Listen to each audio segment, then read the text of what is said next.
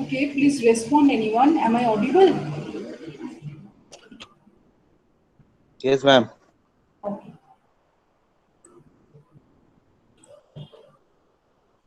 First.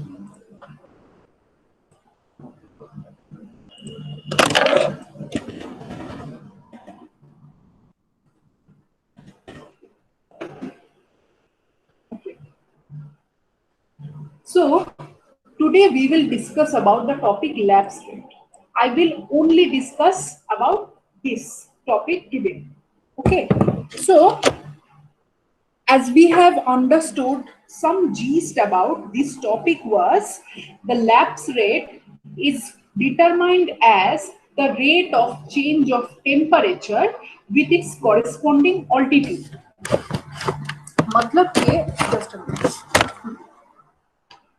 Lapse rate हम किसी जगह का वही चीज बोलेंगे जो कि ये समझाता है कि जो टेम्परेचर का जो चेंज होता है, the rate of change of the temperature with the increment of the altitude और हाइट, मतलब के हाइट बढ़ने के साथ जो हमारा टेम्परेचर घटता है उसको हम उस जगह के लिए लैप्स रेट बोलते हैं।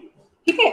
So the lapse rate is the rate at which an atmospheric variable, normally temperature in Earth's atmosphere, changes with altitude. Lapse rate arises from the word lapse in the sense of gradual changing. So lapse rate can be various for various places. Like the place where I am right now, in that very location, the lapse rate must be different from the place you are sitting right now. Okay, so it will be differentiable. Okay, so let us just go through this. Okay, so the dispersion of air pollutants in atmosphere. Let me just read it out first, then I will explain it. When once a pocket of smoke containing air pollutants is released into the atmosphere from a source like an automobile or a factory chimney, it gets dispersed into the atmosphere into various directions depending upon the prevailing winds and temperature and pressure condition in the environment.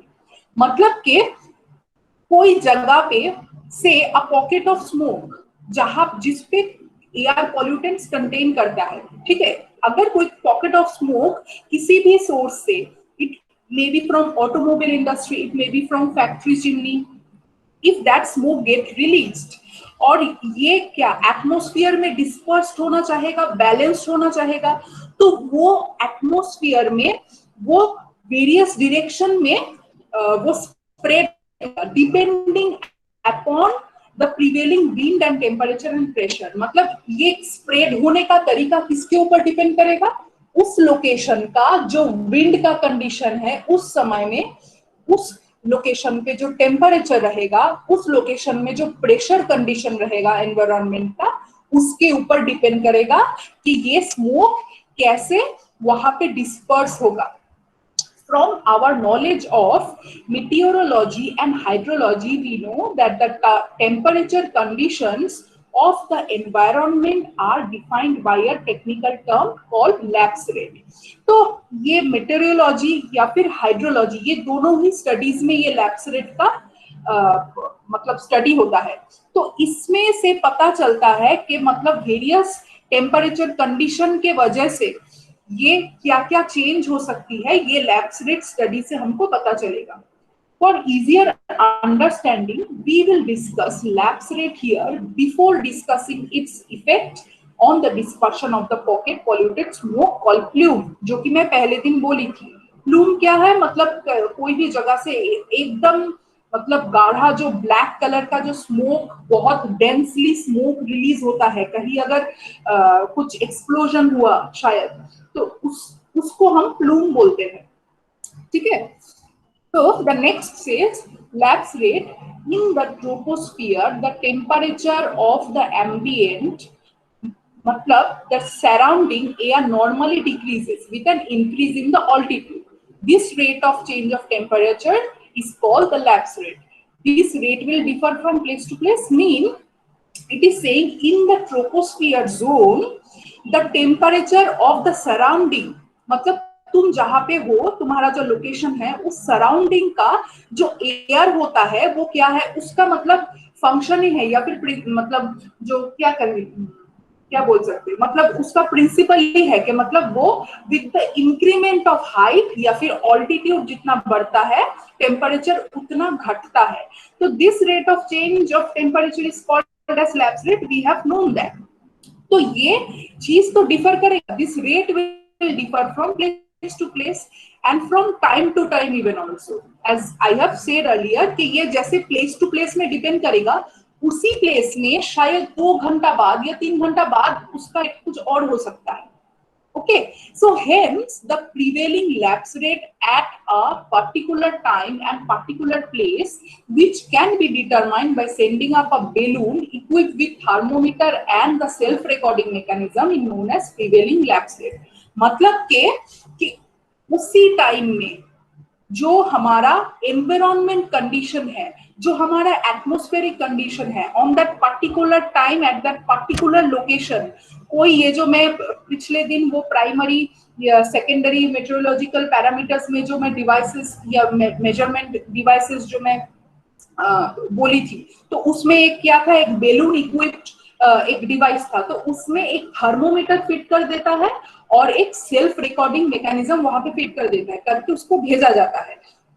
उसी time में उस particular location में जो reading आता है, उस reading के हिसाब से हमको पता चलता है प्रिवेलिंग लैप्स रेट और एम्बिएंट लैप्स रेट और एनवायरमेंट लैप्स रेट। मतलब एनवायरमेंटल इंजीनियरिंग स्टडी में हम इसको ईएलआर नाम से ही ज्यादातर जानते हैं। तो देखो ये जो ग्राफिकल इलस्ट्रेशन है, just look at this, in the Y axis it is showing the height above the ground in metres.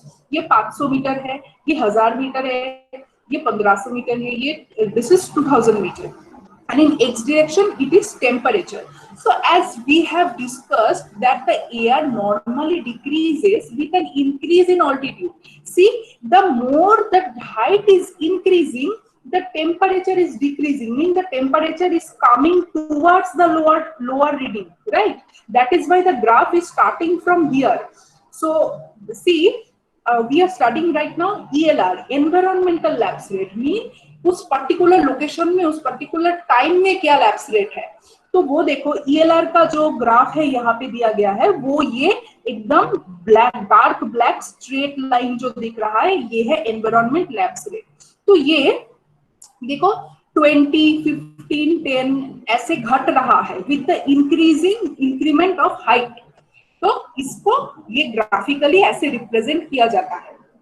अब नेक्स्ट, अब ये ईएलआर उस पॉइंट का, उस टाइम में, उस लोकेशन का कैसे डिटरमाइन करेंगे। देखो वो जो ग्राफ निकलेगा, उस ग्राफ में से हम स्लोप को ले लेंगे, height and this T, so T by H will give me ELR, mean the unit will be degree centigrade, T representing degree centigrade, divided by H will be any kind of length dimension, it may be meter, it may be kilometer, so it will be degree centigrade kilometer. So the environment lapse rate unit will be degree centigrade kilometer or meter, vastly it is kilometer, because हमारा जो atmosphere का zone होता है वो इतना micro level का length dimension नहीं होता है, it is a vast length, that is why mostly the kilometer approach is taken. Okay, so under the prevailing environmental conditions, when a parcel of air which is hotter and lighter than the surrounding air is released, then naturally it tends to rise up until of course it reaches to a level at which its own temperature and density becomes equal to that of air surrounding it at that height. Hence, when a pocket of artificially heat air is emitted into the environment, it rises up, expands, becomes lighter and gets cooled. मतलब के, just a minute, मतलब के यहाँ पे तो हमको कोई भी पर्टिकुलर लोकेशन का लैप्स रेट हम कैसे कैलकुलेट कर सकते हैं for that particular location for that particular time. तो क्या हुआ, हमको अब क्या होता है, किसी भी लोकेशन में से बहुत फायर मतलब कोई फायर बर्निंग का केस आ गया है या फिर बहुत स्मोक रिलीज हो रहा है, तो उस जगह का हमको लैप्स रेट तभी हमको इवैल्यूएट करना पड़ेगा। तो वहां का जो एक्चुअल एनवायरनमेंट लैप्स रेट है उसके कॉरेस्पॉन्डिंग हम वहां पे जो स्मोक रिलीज हुआ है उसका लैप्स रेट को जज करेंगे। तो क्या होता है, बेसिक नेचर में क्या होता है, जो स्मोक रिलीज होता है that smoke is often quite a hotter, I mean in nature by temperature it is quite hotter than the surrounding lapse rate। surrounding lapse rate में वो भी ज्यादा hotter हो सकता है जो स्मोक निकलेगा। तो एक कंडीशन हम पहले इसको कंसीडर कर लेते हैं कि जो स्मोक रिलीज हुआ है वो हॉटर है। तो अब क्या, वो जितना हाइट के ऊपर वो स्मोक उठता जाएगा वो क्या करेगा, वो बैलेंस होने की कोशिश करेगा। बैलेंस होने की कोशिश करेगा मतलब क्या है, वो अगर आसपास का एनवायरमेंटल लैप्स रेट या फिर एनवायरमेंटल आसपास का अगर ज्यादा ठंडा है तो वो ज्यादातर टेम्परेचर को डिस्पर्स करके उसी टेम्परेचर में बैलेंस होने की कोशिश करेगा, मतलब कि ठंडा होने की कोशिश करेगा। वो ठंडा कुछ हाइट ऊपर जाके कोई पर्टिकुलर हाइट अचीव करने के बाद ही बैलेंस होगा शायद, ठीक है। तो इसी को यहाँ पे बोला गया है when a smoke of artificially heated air is emitted into environment, it rises up, expand, become lighter। अब expand क्यों करता है, क्योंकि जितना ऊपर जाता है हमारा एटमॉस्फेयर का जो प्रेशर है वो घटता है, तो प्रेशर घटेगा तो वॉल्यूम बढ़ेगा, वॉल्यूम बढ़ेगा मतलब कि एक्सपैंड होने का चांस बढ़ेगा। Okay, so it becomes lighter. अब एक्सपैंड हो जाएगा तो वो धीरे धीरे जितना घना होगा वो लाइट होता जाएगा, that becomes lighter and gets cooled। The rate at which the temperature decreases as this parcel gains height, मतलब टेम्परेचर डिक्रीज करने के साथ साथ कोई एक हाइट को अचीव करना पड़ता है। वो टेम्परेचर को डिक्रीज करने के लिए, टेम्परेचर क्यों डिक्रीज होता है, क्योंकि उसको बैलेंस करना है उसके आसपास के एटमॉस्फेयर का जो टेम्परेचर है उसके जैसा। So may be considerably different from the environment lapse rate। Obviously वो उसका जो corresponding environment lapse rate है उससे तो ये parcel of smoke ये तो different होगा ना, अलग ही होगा। Hence it is very necessary to differentiate between the environment lapse rate and the internal temperature change which occurs within the rising parcel of air gases। So there is mostly three condition which we will have to study। okay, ये condition में focus करते हैं। this internal decrease of temperature मतलब कि जो वो pocket of मतलब वो जो plume है, वो जो smoke है, वो क्या मतलब वो टेम्परेचर डिक्रीज, वो internal decrease of temperature with height which occurs the rising parcel of air mass can be theoretically calculated। अब हम ये जो टेम्परेचर डिक्रीज होने का जो फेनोमेनन है with the rising of height, इसको हम थियोरेटिकली कैलकुलेट कर सकते हैं।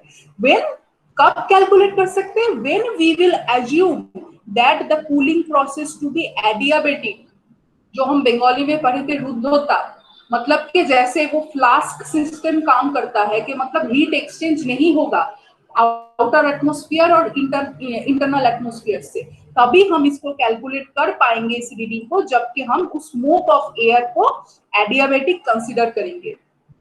तो in other words, as the air parcel moves up, its temperature decreases as its own heat energy is expanded due to increase in volume, जो मैं अभी बताई, of the air parcel using the law of conservation of energy and gas laws।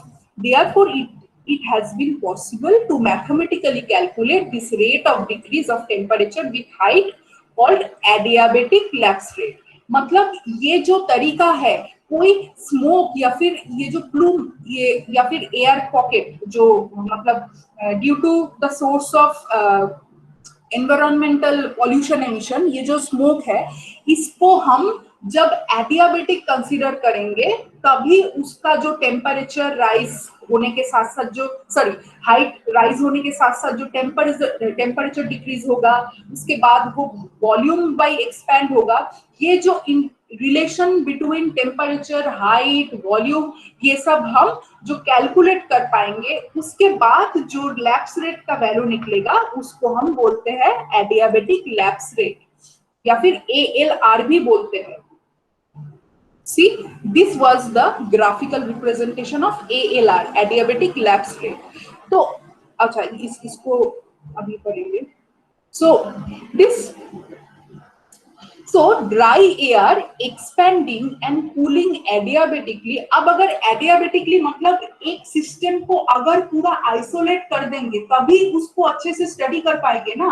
अगर isolate नहीं करेंगे वो if that system get mixed with another system or another environment, then we will not be able to calculate it minorly, right? So here for adiabatic calculation, it has been seen that for dry air, expanding and cooling adiabatically cools 9.8 degrees centigrade per kilometer.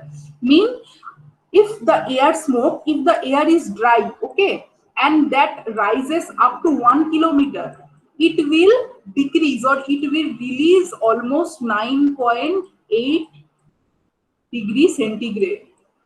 Okay, so per kilometer of achieving altitude, that dry air will release 9.8 degrees centigrade of temperature, and it is called dry adiabatic lapse rate. Okay. In saturated air, this rate is calculated to be 6 degree centigrade per kilometer. अब अगर वो air dry ना रह के saturated रहता तो वो पर किलोमीटर में जो टेम्परेचर रिलीज होता वो होता 6 डिग्री सेंटीग्रेड पर किलोमीटर। मतलब के पर किलोमीटर में 6 डिग्री सेंटीग्रेड पर kilometre. So and this is known as wet adiabatic lapse rate. तो हमको अभी कौन कौन से टर्मिनोलॉजी यहाँ पे पता चला? Prevailing lapse rate, ambient lapse rate और environmental lapse rate. Here adiabatic lapse rate, here dry adiabatic lapse rate, wet adiabatic lapse rate. Okay. Now let us study the case. There is 3 cases. Okay. So we will study that. अच्छा, अब क्या ये dry adiabatic lapse rate पता चला, wet adiabatic lapse rate पता चला, पर ये theoretically है, because theoretically हम सिस्टम को क्या कंसीडर कर रहे हैं? हम उसको एडियाबेटिक कंसीडर कर रहे हैं, बट इन प्रैक्टिकल अप्रोच वो जो स्मोक एमिट होता है वो ना ही प्रॉपर्ली ड्राई होता है ना ही प्रॉपर्ली वेट होता है। So since a rising parcel of emitted smokes will normally neither be fully dry not fully saturated, the actual adiabatic lapse rate representing cooling of the emitted smoke will sound in the dry adiabatic lapse rate mean 9.8 degree centigrade per kilometer and wet adiabatic rate 6 degree centigrade per kilometer. Mean in actual scenario that lapse rate will lie between 9.8 degree centigrade per kilometer to 6 degree centigrade per kilometer. So that rate of calculation is designated as actual adiabatic lapse rate, ALR. Okay. So and wait, okay. This adiabatic lapse rate is marked on environmental lapse rate. So I have shown you the figure just here. This was the graph. So now study about the 3 major relative position of ELR line with reference to ALR. मतलब के अभी हम 3 case scenario हो सकता है हमारे environment पे। अब 3 सिनेरियो क्या क्या, वो कंपैरिजन पैरामीटर हम एनवायरमेंटल लैप्स रेट के साथ हमारा जो ये एक्चुअल एडियाबेटिक लैप्स रेट है इसको कंपेयर करके 3 सिनेरियो ही देख सकते हैं। तो वो क्या हो सकता है? So the first case, when the ELR say 15 degree centigrade per kilometer is more than the ALR, मतलब के एक केस जो कि तुम अभी जिस लोकेशन में हो वहां पे कोई अभी स्मोक रिलीज नहीं है, ठीक है, एकदम सिंपल है, हमारा जो सिस्टम कंडीशन है वो सिंपल है, उस जगह का अभी ELR देख के पता चला है कि वो 15 डिग्री सेंटीग्रेड पर किलोमीटर है, ठीक है। और अगर उसी जगह पे कोई स्मोक रिलीज हुआ जो कि 8 डिग्री सेंटीग्रेड पर किलोमीटर है, मतलब के मैं ये दो, इसी ग्राफ को मैं दो तरीके से डिवाइड कर रही हूँ, ठीक है। एक स्मोक है जो कि हमारा खुद एनवायरनमेंट का जो स्मोक है वो पर किलोमीटर में 15 डिग्री सेंटीग्रेड टेम्परेचर डिक्रीज करेगा, और एक जो स्मोक रिलीज होगा वो पर किलोमीटर में 8 डिग्री सेंटीग्रेड टेम्परेचर रिलीज करेगा। अब लॉजिकली ये बताओ, जितना किलोमीटर ऊपर जाएगा, ये तो हमारा ELR है as per this case and this is our ALR, right? सो अब लॉजिकली तुम बताओ, जितना हाइट ये ऊपर जाता रहेगा मतलब कि उतना ही हमारा ये टेम्परेचर डिक्रीज ज्यादा होता रहेगा, मतलब ये 1 किलोमीटर में 15, 2 किलोमीटर में 30, 3 किलोमीटर में 45। विथ कंपैरिजन टू दिस, सी अगर ये 1 किलोमीटर में 8 रिलीज कर रहा है तो 2 किलोमीटर में 16, 3 किलोमीटर में 24, 24, right? So you can see that at certain point, the same condition, this ELR scenario will be cooler in much lesser height. मतलब ये बहुत जल्दी ठंडा हो जाएगा ये ELR वाला जो हमारा रीडिंग है than ALR। तो इस कंडीशन में क्या होता है, से अगर तुम्हारा सराउंडिंग बहुत ठंडा है, ठीक है, और तुम बीच में एक गर्म से तुम्हारा कोई गर्म हवा ट्रैप्ड है, तो क्या है, ठंडा तो भारी होता है, ठंडा जो smoke I mean the cooler gas are more heavier than the hotter gas, so the cooler gas will try to trap it down।